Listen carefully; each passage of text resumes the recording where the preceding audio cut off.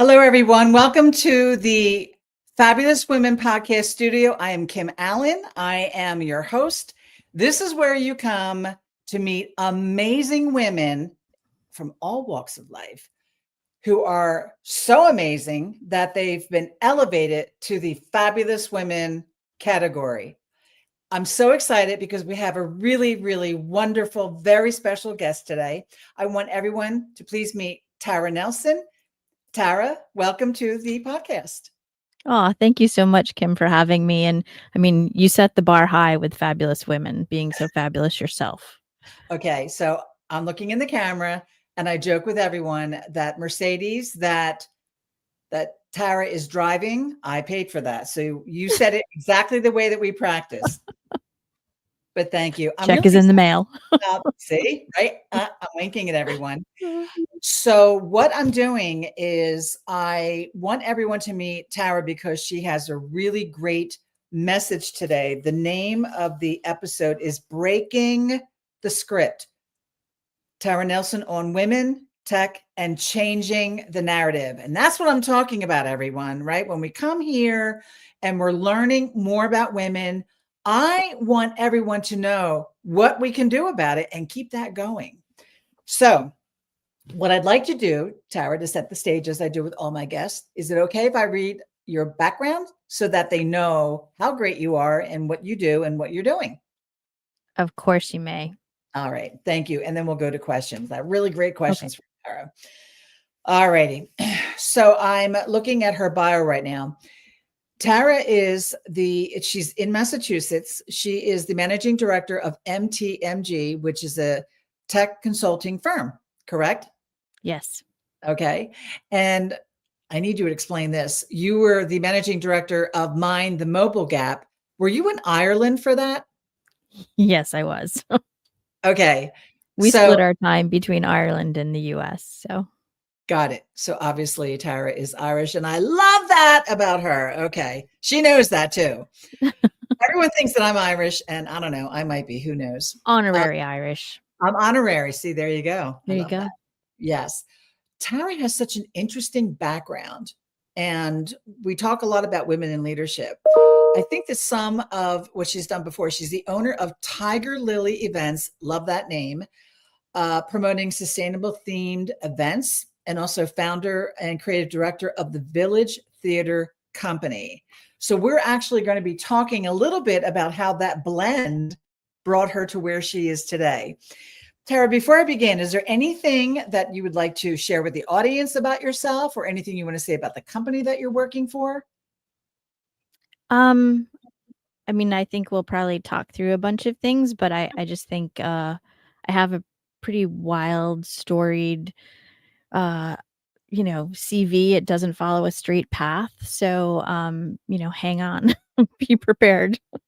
Yeah, no, I like that. I think that's fantastic. All right, so we're going to do that. We're going to start now with our questions. The first bucket of questions for everyone starts with Tara's journey. And the first thing that we actually talked about was that you said you've never planned to run an IT consultancy. How did you end up in the intersection, Tara, of tech, community, and sustainability?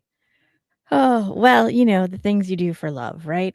Um, Yes. so MTMG is really my partner's baby, and he wanted to have a tech consultancy. And as with small businesses and startups, everyone is all hands on deck. So I sort of got thrown into the mix. But then as things started to settle out and the business was growing, I started to realize that there was a place for me. I'm that sort of tree hugger and advocate for women and tech for good. So that's become my angle. So I really have been able to see that there is not parity in male to female numbers in tech, which is sad. But knowing how much tech can do for the greater good of the world and business is sort of where I sit. So How did your background in theater and heritage shape your leadership and problem-solving style in tech? It's fascinating. because you learn to adapt and put on different hats and 17th century costumes and the whole 9 yards. And if I can chase sheep, I can chase tech guys. So, Wow. Do you have, like, a closet full of 17th century costumes? I do. Yeah. Really? Or I wanna borrow Mhm. one. We're gonna be Okay. doing actually a part 2 with Tara, and I'm gonna be in full costume. So you're gonna have to All send that right. to me. Cool. All right? I would love that. I mean, with my hair, right? My I certainly Exactly. right, the Well, hair so so 17th century, you have to cover your hair. You're not allowed to have your hair show. So, alright, maybe I'll try yeah. something different. We Okay, won't even talk about how they treated women in the 17th century. we That's will like not do that, no, okay? Okay. Well, we could talk about it, but you could, but yeah. I'm interested in your journey. Alright, so what's the biggest surprise for you, Tara, when you transitioned from creative industries into the tech world? Um, so I think the biggest surprise for me was actually how similar they are. I mean, we're all humans. We're all trying to solve problems and, Right. learning to so theater and event management are sort of thriving in chaos, and if you can do that, you can sort of thrive anywhere. So the chaos was that I didn't know what I was talking about and having to sort of understand all the different components of what goes into our consultancy. I mean, it was a steep learning curve, but Mm. that was great because I sort of knew that that was my chaos, but I knew how to manage the other pieces of it. So, Right, because you brought that yeah. experience with you. Oh, I Yeah. love that. So cool. You're such a cool lady. Oh, Alright, thanks. so we're jumping now into the questions with regard to women in tech. You've talked about Okay. walking this is very interesting. You talked about walking into conferences where it's a 10-to-1 men to women ratio. What emotions or insights does that spark for you? Um, so in the moment, I was fairly angry and I was sad. And as a grandmother and a mother of girls, I felt like I really had let down at least 2 generations. Mm, Um, and so it really spurred me into thinking about how we need to address this problem and how we make it more acceptable for women to be in tech. Um, yes. the women who were there, you could sort of see that they felt like outsiders too. I mean, it's hard to be in that space and not feel sort of alone. So, Yeah, I think what you said is very interesting. I don't hear people saying the words letting down generations. What we do oh, today affects the future generations. And boy, what a right. perspective that is. Thank you for bringing that up. Why do you think women are still underrepresented in tech? And how much of it do you think starts with how we teach young girls? Um, I think a lot of it stems from how we teach young girls. I think we don't allow for the curiosity and the creative spark to happen as much with girls as we do with boys. Boys are usually thought of as outside, running around, exploring, you know, claiming the castle, and women are like the helpers and the sort of ones that console you and that kind of thing. And I just think we need to have a shift on Mm, that and let people be who they wanna be. I mean, we're all right. capable of doing different things. I Yes. will say I railed against the whole men are from Mars, women are from Venus thing when I was younger. I thought that was just the most ridiculous thing I'd ever heard. We're all the same, blah, blah, blah. And now I have to eat a little crow because I do think we're different. I do think we come at things from different perspectives. Sure. But that sort of melting pot is what I think is really beautiful and how you can make anything better if you have different perspectives. So, Right. I agree with you. I do believe that women lead differently, and I'll say mhm, that out loud. And if women are afraid to say that, I mean, I have my stake in the ground, and I know that to be true.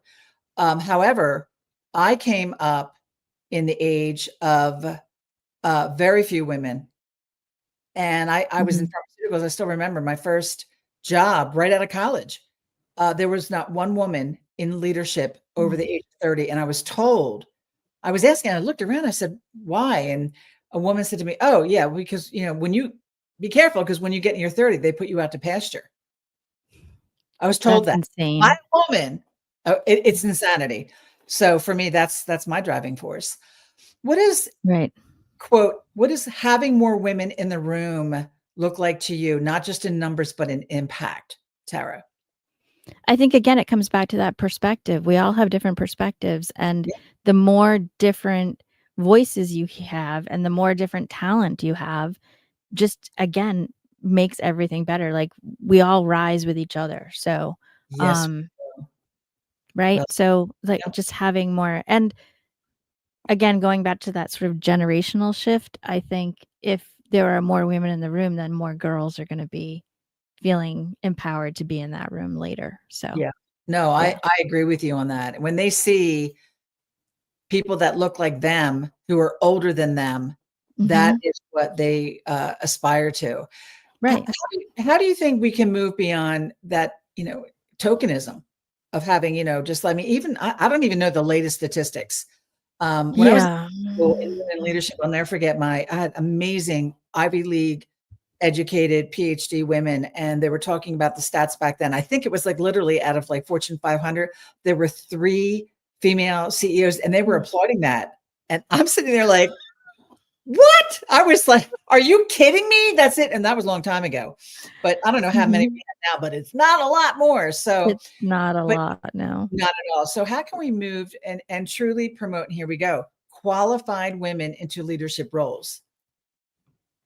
I think that it sort of has to move from a different perspective where you measure inclusion and, Yes. like, we all measure profit, but we should measure inclusion too, and it's Mm, not about optics, it's really about outcomes, and yes. again, because I think we do have different perspectives as men and women, it's better for the business if you have those different perspectives. It is going to bring up your profit margins, it's going to bring up your, you know, everyone's talking about cybersecurity and AI, and I think we need to have different viewpoints going into that and building all of that at the same time.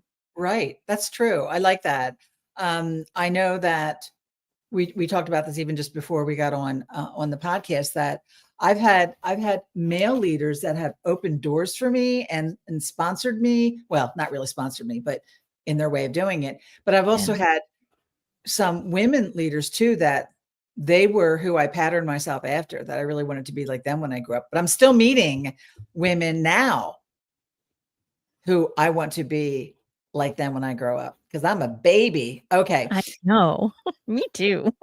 That's right. Oh my gosh. All right, so now we're going to go over to the STEM conversation. This is actually Okay. near and dear to my heart. I find that I'm talking about that more and more in my podcast, which I'm really happy to do that. Mhm. So when we talk about the term STEM, can you explain what the extra M means and why it matters?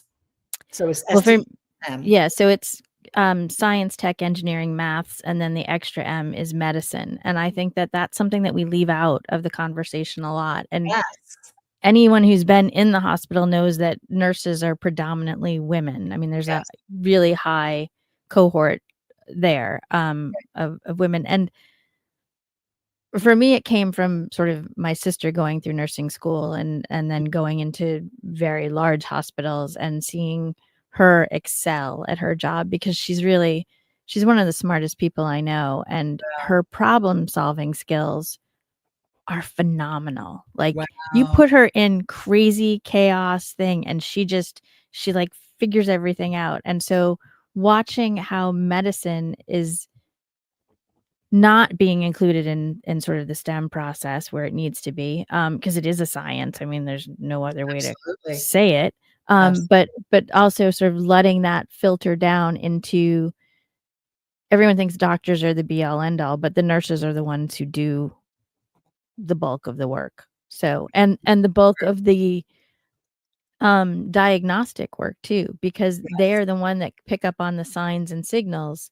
The doctors are only reading, you know, statistics basically or, you know, reports, so lab That's true. values. Sorry, I That's just totally true. lost my words there for a minute. No, no, you're fine. From being a pharmaceutical sales representative, I went into Mhm. hospital sales and I worked everywhere in the hospital. And even back then, I worked side by side with nurses and doctors, scrub with them, go into the OR, the whole thing. And I always said to the nurses, you're really the ones that run the hospitals. Exactly. Yep. And they do. They tell the doctors what to do. Well, I mean, Right. I'm not saying it's the same, Well, but I it could mean, be. there is, like there's that's a whole other thing we Yes. should we'll leave that alone for now. Okay. So Toward the STEM conversation, Tara, Mhm. what's one thing that schools or parents can do today to make STEM more appealing to girls? I think expose them to things. Just keep Absolutely. exposing them and don't make it a male-female thing. Here in the Boston area, we're in the sort of cradle of multiple different universities, and MIT has this great program that they do during school vacations, and it's like the 4th graders through 6th graders, so it's like that sort of Mhm. 10 to 13 age range, and they do these amazing programs. Like, I wanted to go to all of the programs, but we were so lucky to be able to offer that to our daughter, and Yes. she would go in and take different science-based classes, engineering and tech, and it was just a way to sort of broaden her horizons beyond what she was getting in school. So, Yeah. find programs, I guess, find programs and build their spark, like, help them build that fire. So I I love that. I love when girls of that age actually get excited about that. Um, mhm, the opportunities today are much different than when I was growing right. up, right? I was limited to Yeah, my science teacher. He was horrible, and I always say, right. well, he just wasn't good. I mean, and it's not he's a bad person. He just wasn't a great teacher. And I feared science because I don't speak science, yet I was Mhm. a pharmaceutical rep. Go figure. Anyway, so somehow I made it work. So you do speak science I somewhat don't. from what I understand it, but I don't speak it. So anyway, all right. So we're gonna actually go into the bucket of equality and perception. And something you said in a Mhm. conversation, which has really piqued my interest, is that you once said, quote, "A win is a win regardless of gender." How has that played out in your own experiences? You mentioned something about were you sailing on an all men's team? Yes, What? I was. Tara Nelson, tell me everything about that. So, I was a pretty good sailor and a very, very competitive sailor. So, I sailed on the men's team in college, and it most of the we sailed two-person teams, so most of them were 2 men. There were me and one other woman on the team, and it didn't but, like, they didn't treat me different, so Okay. this sort of feeling the disparity never entered my sort of ethos for a while, and, uh, all it mattered was that you were capable and you could win, so that's what put you in the driver's seat, and I was there, so I didn't know any different, so, there were other issues, obviously, like women are more susceptible to being preyed upon, Mm. but, that's a societal thing that has nothing to do with STEM, so, Right, yeah. and but also kudos to the men that were on the team and you that they Yeah. they neutralized so that Right. everyone can perform as athletes, which I love that. I don't like to bash men. I Nope. think Nope. you had mentioned in a previous conversation going back to tech that you walked into this one room and at every conference table there was one woman sitting and the rest were men. Barely. Barely one woman. Right, and that doesn't mean that they're bad men. I just think that people need to pause No. and think, look up, pause, look up, and look at the landscape, look at the optics. And these Mhm. are a lot of these men too, or whoever, they're people that have daughters, Right. and that Right. changes everything, right? It does, yep, it does, so and again, like, not that you have to always be putting women first, you just have to treat us as equals, like, it's not about we're better or we need to have more, it's just, give us the same chance and opportunity as anyone else gets, so Right, and then right. let us rise. Don't hold Yes, us back. right, exactly. I love that. We're stepping now into mentorship and change. So you coach young girls online. First of all, tell Mhm. me about that before I finish the question. I just made a statement. You coach girls online. Okay. How did Yeah. that? How do you do that? Where did you find that opportunity to do that? Well, there's a whole bunch of different sort of agencies that do that and offer it in different ways and in different age ranges. So, you Mhm. could find one that you might coach high school age girls versus college age, women and on and on. So, and then there's some that are for executives and stuff. So, but I just wanted to be able to be at a sort of younger age. So it's really that again, like 9 to 12-year-old. and show them that there are women who have done things that were sort of not expected of them. Mm, So giving them the chance to see something different than what they see in everyday schooling, and address it on a one-to-one human basis. Like, what scares you? I can tell you what scares me, right. and then you can model that for someone else, because the reality is you can't model what you don't see. So if you're a 10-year-old girl and you're really interested in your chemistry set and you love playing with it, but you don't see women around you in chemistry, Mhm. you're not going to think that you're capable of doing that. And Right. that's really tragic. So, It is, and I'm looking in the camera now. Anyone watching this, of all the podcasts I've done with women, I've never talked with anyone that said that they're coaching young girls online, either between 10 or 13 or high school or college, because we all coach people that have jobs and beyond. And I'm looking in the camera now because I'm committed to doing that. That is something. I'm a coach, and I mhm. have women. I have a daughter. I have a granddaughter, and I want them to have more opportunities than I had. Because I didn't have the opportunities, I had to kick down The doors. doors. I Yep. had to set the place on fire if I had to get what I needed. And I think people know me, I'm a Philly girl, and I do that kind of stuff. But you know what? I don't want the upcoming generations to ever have to do that. I just want Mm-mm. that to be commonplace. So I want to thank Tara. We're not done, but I want to thank Tara for bringing that up, because that's something, that's how you do it, right? Yeah.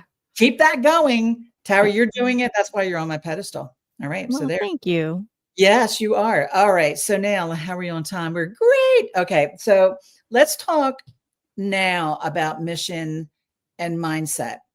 Um, so for you, did you have mentors, and how did they shape your career? Mm. Well, yeah, so I think I have 2 really amazing mentors. I mean, I had a lot of, particularly in sailing, I had, coaches that were amazing, and, skippers that were amazing, and really taught me a lot.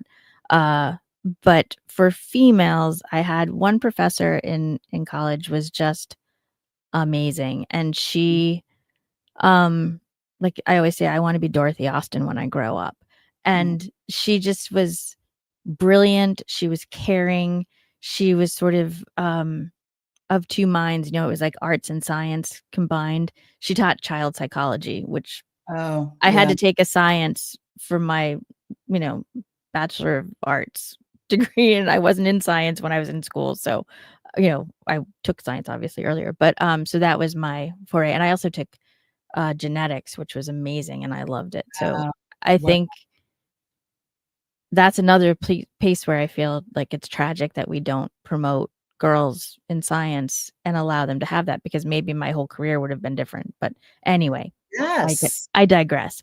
And then the other, just amazing mentor that I had was Kathleen Corcoran, who was my boss at, Historic New England, and she was a mother of 4 boys, um, and this woman could do anything. Like, there was nothing you could throw at her that she couldn't figure out, and, Right. we just it was great. So we would run programs at our historic farm for kids of all ages, but we would have inner city kids come in who Mm, just are used to concrete sidewalks and stuff, and they yes. would come in, and one day, one boy got off the bus and he said, "Oh, who painted that?" And we're like, "What's he talking about? Who painted what?" And he thought that the sky and the field and the clouds were a painting. So, Kathleen turned to me and she's like, "Get them all off the bus now and make them run. They're gonna run and touch the sky." And that's what we did, and it was so amazing, and then that became, like, part of our little go-to every time they got off the bus. So, yeah. Wow. Yeah, it was great. Okay. That blew my So, mind. Okay. I've never heard that before. yeah, but Um, she was a great, great mentor. So, that's wonderful. I didn't really have mentors until I was, going for my master's degree. Yeah, And well, we think of mentors differently now. I think we sort of yes, thought of like role models and people that we wanted to sort of yes, emulate and be like. Um, I guess at the time I wouldn't have called her a mentor as right. much as I do think of that now, as that she Yes. gave me permission to have skills that were outside my comfort zone. Yeah. So, Well, thank goodness we have them. Okay. mhm. So what does being the change look like in practice for you at MTMG, Tara? Being the change. Well, the boys at the company can't get away with anything. So I'm constantly telling them we need to have more women on panels. We need to have more women on webinars. We need to have more women involved in the organization. So yeah, that's sort of my go-to there. But also just pointing out that we all have different voices and perspectives. It's not just about the numbers. Like I don't want equal men to women. I want equal greatness. That's what I want everyone to have their place. So inclusion for me is really just about acceptance of who you are and what you have to offer. Yeah, I agree. I just think that there's I've had I had to fight my way to get it, but I've had the floor a lot. I've been on stage a lot. Um, and I know that there are times where I look around and I don't see women, I don't see women of color, and Mhm. they need to have the floor, Yep. right? Um, Right. so, okay, I have two more questions for you. How can we use tech not just to innovate, Tara, but to build empathy and community? How do we do that with tech? Oh, see, this Oh, is near you and like dear to my this? heart. All right, here we go. So, if you think back to COVID, everyone thinks it was this horrible, horrible thing. And I mean, it wasn't great. But No? what we did learn is that there are other ways of being connected. Like you can build a Yes. global network and you can talk to people in different places and learn different things and still find community. So part of what I see tech as doing is building that community. Like find the people that are in your tribe and connect with them no matter where they live. Yes. But also there's so much tech that is available for what I call tech for good. So whether it be in AI doing reviewing like medical charts and helping with diagnosis and helping with creating, life-changing medical advances. Um Also sustainability and uh just all of the things that you can do to empower businesses and people to do a Right. better job, to just Right. be more aware of what's going on in our environment, what's going on in our water, what's going on with how we consume power and generate power. So that's Right. all tech and that's all really good, progress for us. So, It is. I have my final question for you, Tara. okay. If a young woman listening today wants to enter tech but feels she doesn't belong, what would you tell her? Um, who's telling you you don't belong and are they someone you should listen to? Mm, Like, think about the perspective. If you think you belong in tech, you belong in tech. If you belong in science, you belong. Like, don't let somebody hold you back. Don't right, don't let that and sometimes it's our own voice. Sometimes it's our own inner voice saying, "Oh, you can't do this. This isn't this isn't allowed." And we just have to quiet that voice. I was gonna say, shut it the what up. right, But, right. yeah, don't listen to that. Like, be free to be you and me, you know? It's true. I Mhm. agree with you completely, and I I look at not just young women, but I even look at women today, and I always look in the camera directly when I say these things. Women today, regardless of where you are in your life, regardless of where you are in your career or your journey, if you need permission to do Mm. whatever you want to do, I know I speak for Tara and myself. We give you permission. Just go Yes. do it. Don't Yeah. let anyone hold back your dream Right. because life is not a dress rehearsal. This is it. And Yep. the worst, I think the worst thing to live with this regret. And no one should make you feel regretful at the end of the day. Right, Tara? Right, exactly, yeah. If you hurt someone, regret that. Other Yes, than that, forget it, move on. absolutely. So, So Tara, I want to thank you profusely for being amazing. You're just such oh, a wonderful person. I'm calling you now my friend. Off camera, everyone would understand that. She's truly great. But to come on and give such great advice, and you're that woman who's the champion for other women in coaching girls and young women online. So I now, you're changing my life, and you're catapulting me to go want to do that, and I will do that. So I thank you so much. I'm definitely going to be having you back because you're amazing, right? So what I want to do, and I do this at the end of every podcast, is I have some asks for everyone listening and everyone watching. If you know me, you know that I love women and I support women and I promote women. I will always do that. But my mhm, ask for you is to pay it forward in some way. If you're anyone like Tara and I still on our journey, we have such great opportunities to make things happen for other women, to open doors, to mhm. influence even younger women coming up, to give them the floor, to give them those opportunities. I just know that it will, like you said, Tara, it makes a big difference in your life. And also always watch for upcoming episodes of the Fabulous Women podcast studio. I have great people just like Tara who are going to be very special guests. If you look at the logo that I have for Fabulous Women, is pink, and she's very cute.